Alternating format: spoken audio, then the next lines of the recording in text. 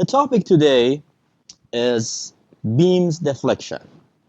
Remember that in the axially loaded element, we started with stress equation. We knew that the stress in the axially loaded element is a normal stress, and the equation by which we can determine the value of stress is F over A. Similarly, we got one equation which gave us the value of deformation in the axially loaded element. We call that deformation as delta, which can be obtained from this equation, FL over EA. Okay, so in axially loaded elements, we had two basic equations, stress equation and deformation equation. Similarly, in torsional element, we got one equation for stress, which I know that this is shear stress, that is Tc over J, and we got another equation to determine deformation in the torsional element, which is twist, we call it phi, and that is TL over GJ. Okay? In the bending in beams, we have discussed so far about the stress, which is MC over I, but we haven't talked about the deformation yet.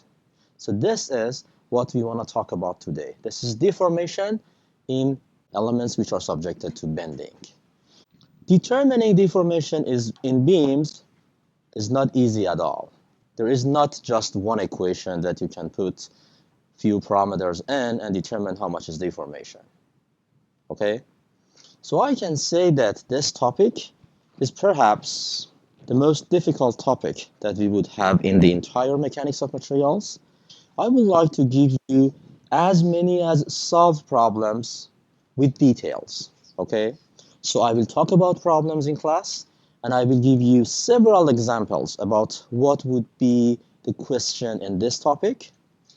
Also, I will try to upload videos related to different kind of questions in the YouTube, because you may need reviewing these kind of questions again after class.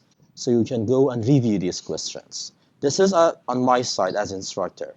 On your side, your responsibility would be using these materials, trying to solve as many as you can. Because the point about this kind of problem is, these problems are the categories that we have in this topic are very limited. So we don't have many different kind of questions. And if you know how to answer a certain category, you should be able to answer that in exam as well. Okay? But definitely in exam you need to be able to do that fast. It is not only about being able to answer that, it's also about how fast we are able to find the answer of a certain problem. Okay? So buckle up. Be prepared. The topic today is difficult. I will use delta for deformation. The difference between this delta and the delta that we previously had in axially loaded element is, in beams, the delta is perpendicular to the axis of elements. Okay? The second parameter that is important for us in our discussion today is slope of the beam, which I call it theta. Okay, so theta is slope, and mathematically it would be derivative of deformation. So that would be d delta over dx. Do you remember that in the equilibrium of beams, we learned that shear force is area under loading diagram? Do you remember this concept? Mathematically, we can say that V is integral of W. W is loading and V is shear. Okay, this is mathematical description of that. Similarly, we learned that moment is integral of shear force. If we do integration one more time, we actually get slope. Or better say, EI times theta, EI times slope, is equal to integral of moment. And if I do integrate it one more time, I will come up with deformation. So deformation would be integral of slope, or that would be second integral of moment, or that would be the third internal of shear, or that would be the fourth integral of the loading. That is the difficult part of determining deformation in beams. We need to integrate, and we need to repeat integration 4 times to determine how much is deformation. Okay? I will introduce two methods to determine deformations in beam.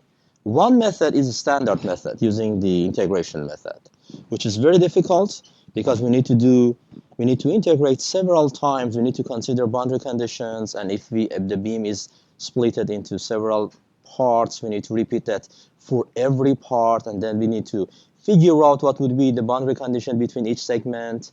So that would be very difficult. To make sure that we are covering the basic concepts, I will solve a problem. Okay? The good news is we usually don't have this difficult method in the exams and assignments. Maybe we have one or two in assignments, but in the exams, I'm not going to ask you to solve an entire problem using this difficult method. After discussing about this, I will introduce the second method, which is much easier, but it is a little bit tricky. So we need to be aware how we are using this method. Okay, so first let me talk about the first method.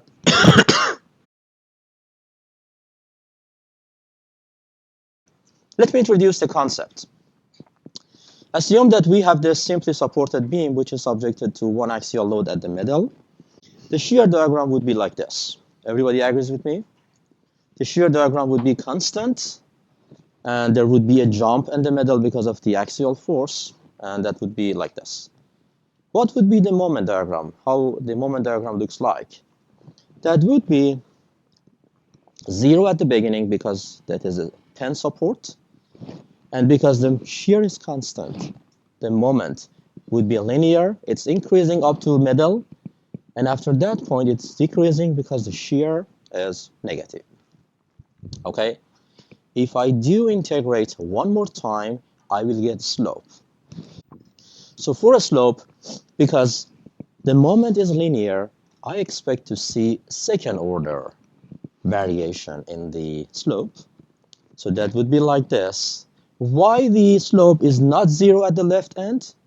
Because there is nothing to restrain slope of beam at the left side or the right side. How much that would be? We don't know. We need to determine how much is that. And if I do integrate one more time, which would be a third order equation, that gives me deflection of this beam. Okay? So this is the concept. But how we can use that? Let me solve a problem numerically.